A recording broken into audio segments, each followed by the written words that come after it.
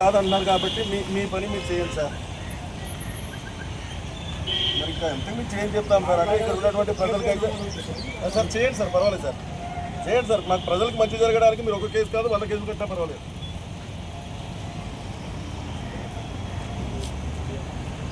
మాకు కావాల్సింది మంచి జరగాలి, ప్రజలకు మంచి జరిగితే చాలు సార్. మీరు ఇన్ని కేసులు కట్టండి సార్. అంతకుమించి ఇప్పుడు ప్రతి ఒక్క అధికారికి కూడా ఇప్పుడు మీరు కేసులు కట్టాలి కదా. ఇక్కడ ఉన్నటువంటి ప్రజలకు ఏ రకంగా తప్పుదోవ పట్టిస్తున్నారు. ప్రతి మేము 100 అడుగులు రోడ్డు విస్తరణ పనులు చేస్తామన్నారు. ప్రజలకు ఇచ్చిన మాట తప్పుతున్నారు కదా. అంటే ఇప్పుడు ఇక్కడ ఉన్నటువంటి ప్రజలందరికీ ఏం మాట ఇచ్చారు? మేము ఖచ్చితంగా ప్రతి శనివారం మేము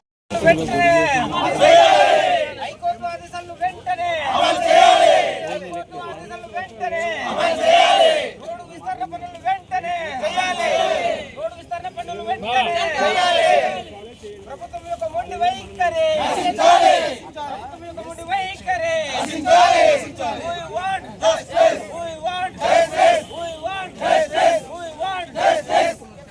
ఒకవేళ వర్కింగ్ డే అయితే సెలవు పెట్టేసుకుంటారు.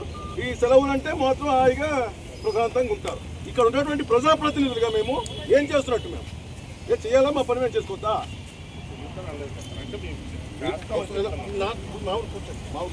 అలాగే నాకు నచ్చట్లేదు. ఇప్పుడు ఒక విషయం, మీరు శనివారం రోజు కొడతామని చెప్పని రెవెన్యూ చెప్పారు, రెవెన్యూ డిపార్ట్మెంట్. మరి శనివారం రోజు కొడతామన్నప్పుడు అన్ని సెలవులే వస్తున్నాయి, అవునా కదా?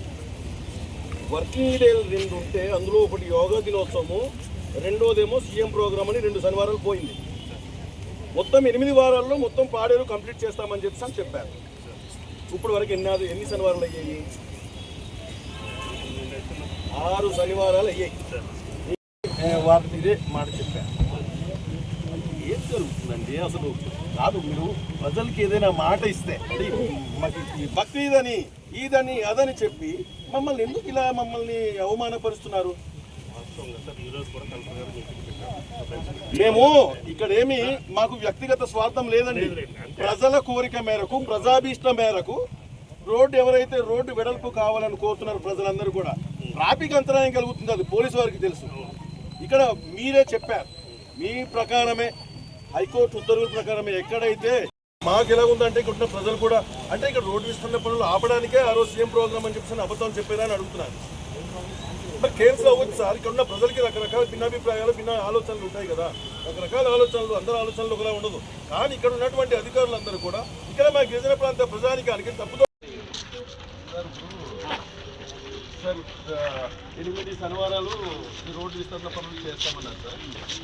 దాంట్లో భాగంగా మొదటి శనివారం అయితే అయింది సార్. మిగతా శనివారాలంతా కూడా రెండో శనివారం సెకండ్ సాటర్డే అని, 3వ శనివారం బక్రీద్ అని, 4వ శనివారం ఏమో యోగా దినోత్సవం అని, 5వ శనివారం ఏమో సీఎం ప్రోగ్రామ్ అని పోస్ట్ పోన్ అయిపోయి వచ్చింది సార్.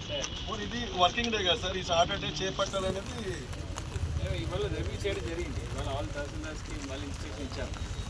వీళ్ళు ఫస్ట్ ఇక్కడ ఉన్న వాళ్ళందరూ కూడా వాళ్ళు స్వయంగా తీసేసుకుంటాము, తీసి సైడ్లో పెడతామన్నారు. సో దానికోసం వాళ్ళకి ఒక 2 వారం టైం ఇచ్చాము. సపోజ్ వాళ్ళు చేయకపోతే దాన్ని మళ్ళీ రివిజన్ స్టార్ట్ చేద్దాం. అలా కదా సార్. అంటే శనివారం రోజు అంటే శనివారమే అనుకుంటే సార్, ఇది వర్కింగ్ డే అవుతుంది సార్. మళ్ళీ రేపు వచ్చే శనివారం మళ్ళీ సెకండ్ సాటర్డే అవుతుంది సార్. మళ్ళీ హాలిడే వస్తుంది. అంటే ఇప్పుడు వరకు సాటర్డే అని చెప్పి సార్ నిర్ణయించుకున్న తర్వాత ఓన్లీ 2 సాటర్డేస్ మాత్రం వర్కింగ్ డేస్ వచ్చింది సార్. మిగతా అంతా కూడా ఏదో కారణం చేస్తే సీఎం ప్రోగ్రామ్లో యోగా డే అని, ఇలా బక్రీద్ అని, ఈ సెకండ్ సాటర్డేస్ ఇలా పోతుంది సార్. నాట్ ఎమర్జెన్సీ యాక్టివిటీ కాదు కదా ఇది. మనం బేసిక్లీ ఇక్కడ ఇది ట్రాఫిక్ ఫ్లోని కంటైన్ చేయడము, ప్లస్ ప్రజలకు ఉంటున్న బేసిక్ ఇన్కన్వీనియన్స్ తగ్గించడం. సో దానికోసం చేస్తున్నాము. ఖచ్చితంగా ఇది నాట్ గోన్ లీవ్. ఇవాళ కూడా ఆల్ తహసీల్దార్తో రివ్యూ చేయడం జరిగింది. సో వాళ్ళ తహసీల్దార్స్ ఏమన్నారంటే వాళ్ళు టైం అడిగారు, దానికోసం ఉన్నాము. ఇప్పుడు వాళ్ళు మూవ్ చేయకపోతే మళ్ళీ వాళ్ళకి నోటీస్ ఇచ్చేసి క్లియర్ చేయడమే నిర్ణయం తీసుకున్నాం. సరే, ఇక్కడ ఉన్నటువంటి ప్రజలందరూ ఏమంటున్నారండి సార్, అంటే ఇది కేవలం కొంతమంది కూటమి నాయకులు సాపు పోతుందని చెప్పేసి అని ఆపడం జరిగింది. అట్లే లేదు. అంటే ఈ రోడ్డు పక్కన ఎక్కువ మంది కూటమి నాయకులు ఎవరైతే ఉన్నారో వాళ్ళ షాప్స్ అధికంగా ఉంది, ఆ షాపులంతా నష్టం జరుగుతుందని చెప్పేసి వాళ్ళు ఇన్ఫ్లుయెన్స్ చేస్తున్నారు అని చెప్పేసి అంటారు. అంటే వాళ్ళు అందరూ వచ్చేసి వాళ్ళకి లైవ్లీహుడ్ ఐ మీన్ ఇబ్బంది వస్తుందని చెప్పడం జరిగింది. But not at the cost of public inconvenience అని చెప్పడం జరిగింది. సో వాళ్ళందరూ కూడా మీరు సొంతంగా మీరు తీసేసుకుంటే వదలదాం, లేదంటే సెక్షన్ 6 నోటీస్ ప్రకారం ఎవిక్షన్ చేస్తాము అని వాళ్ళు చెప్పడం జరిగింది. గివెన్ సమ్ టైం, వాళ్ళు చేయకపోతే దాన్ని చట్ట ప్రకారం ముందుకు వెళ్దాం. అదే సార్, అంటే ఇప్పుడు వరకు మరి సాటర్డే ఓన్లీ శనివారం అంటే ఇప్పుడు మళ్ళీ ఇది లాస్ట్ సాటర్డే చేయలేన వలన ఇవాళ రివ్యూ చేయడం జరిగింది. సో నెక్స్ట్ వచ్చే వారం అగైన్ సెకండ్ సాటర్డే కదా, we will give some time and will start doing. Morning tahsildar గారికి ఫోన్ చేశాను సార్.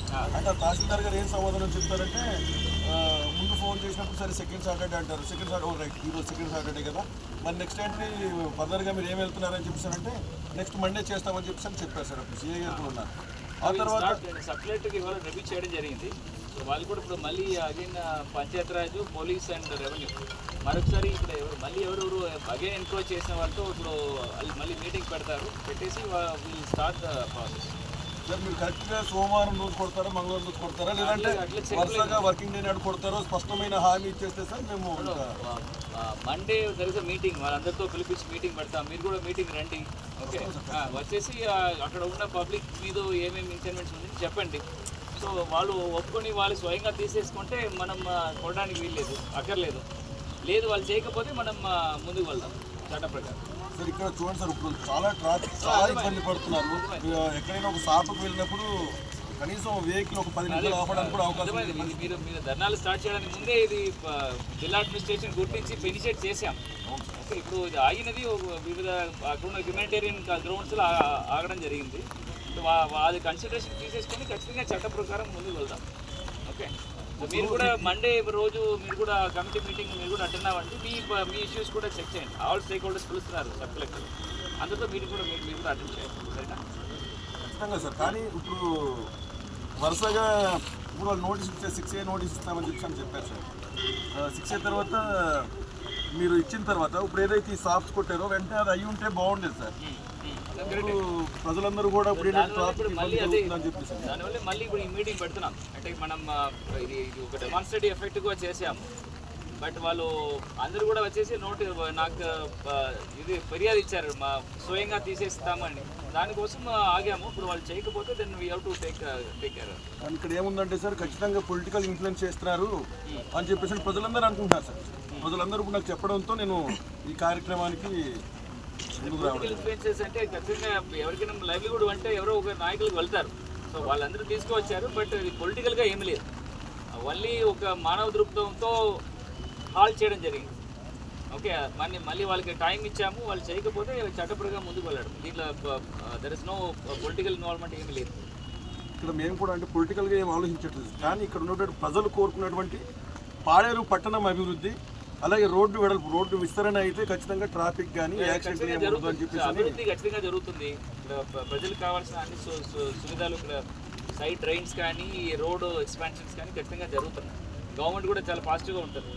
వీళ్ళందరికీ స్పెషల్ ఫండ్స్ పెట్టేసి చేస్తామని ఉంటుంది, ఖచ్చితంగా చేద్దాం సార్. ఇప్పుడు స్టార్టింగ్ తమరు అన్నారు సార్, వచ్చిన వెంటనే ఇక్కడ 100 అడుగులు ఖచ్చితంగా తీస్తామని చెప్పేసి అన్నారు. అంటే 100 అడుగులు తీస్తే ఇబ్బంది కలుగుతుందని చెప్పేసి ఆ రోజు కూడా నేను కూడా ఒక 5 అడుగులు తగ్గిస్తే బాగుంటుంది సార్ అని చెప్పేసి నేను కూడా అడగడం జరిగింది. అది కన్సిడర్ చేసి ఖచ్చితంగా రోడ్ ఎక్స్పాన్షన్తో ఖచ్చితంగా చేస్తున్నాం. కానీ ఖచ్చితంగా ఇప్పుడు మరి 5 అడుగులు వదిలేసినా సరే మిగతాదంతా ఖచ్చితంగా జరగాలి సార్. ఎందుకంటే ఏదైతే హైకోర్టు ఉత్తర్వులు ఏదైతే ఉందో అది ఖచ్చితంగా అమలు చేస్తే ఇక్కడ వీళ్ళందరూ సాటిస్ఫై అవుతారు, యాక్సిడెంట్లు నివారించవచ్చు, 100% పార్కింగ్ కష్టాలు తీరుతాయని చెప్పేసి ప్రజలందరూ కోరిక మేరకు నేను అంటే మనం ఎప్పుడు చేస్తామో స్పష్టమైన హామీ ఇస్తే సార్. దాని తర్వాత మండే మీటింగ్ జరుగుతుంది. ఆ మీటింగ్లో ఒక నిర్ణయం తీసుకుంటాం. వాళ్ళకి నాకు ఇంటికి 3 రోజులు టైం ఇవ్వండి, వారం రోజు టైం ఇవ్వండి ఇస్తాము. దాని తర్వాత వీ విల్ ఒక ప్రకటన ఇస్తాం. మండే మీటింగ్ తర్వాత వీ విల్ గివ్ టైం. అంటే మా బాధ ఏంటంటే సార్, ఇప్పుడు వరకు ప్రతి శనివారం కొడతామన్నప్పుడు ఇప్పటికే 6 వారాల పాటు 6 శనివారాలు పోయింది సార్. ఇప్పటివరకు ఏం అవ్వలేదు. అది సార్ మండే మీటింగ్ తర్వాత మీకు ఖచ్చితంగా డేట్ ఇస్తాం. మరి అప్పుడు అన్నీ ఒకసారి కొడేస్తారా సార్, మళ్ళీ విడతల వారిగా కొడతామంటారు? అదే ఆ డిసిజన్ అక్కడే తీసుకుంటాం మీటింగ్లో. మీకు కూడా రండి మీటింగ్కి, అక్కడ తీసుకుంటాం సార్. ఖచ్చితంగా will take decision there only. వస్తాం సార్ కానీ మాకు మా ప్రజలకు ఇచ్చినటువంటి మాటలు హామీలు ఏదైతే ఉందో ఖచ్చితంగా నెరవేర్చాలి. మాకు ఇప్పుడు మేము కోరుకునేది ఏముంటుంది సార్, ప్రజల పక్షాన ప్రజల తరపున మేము ఇప్పుడు వాళ్ళు ఏం కోరుకుంటున్నారో అదే వచ్చి అడుగుతాం సార్. పర్సనల్గా నాకు వచ్చి ఏం కావాలని అడగం కదా సార్. నా కోసం నేను ఇక్కడ ఉన్నటువంటి స్థానికంగా ప్రజల గురించి ప్రజలు ఏం కోరుకుంటున్నారో వాళ్ళు కోరుకున్నది ఒక ఊర్లో తార్ రోడ్డు కావాలన్నా ఇంకోటి కావాలన్నా అసలు వచ్చి అడుగుతారు కదా. నా పర్సనల్గా ఏం అడగను కదా సార్. మండే మాట్లాడి దాని తర్వాత నేనే తీసుకుంటాను.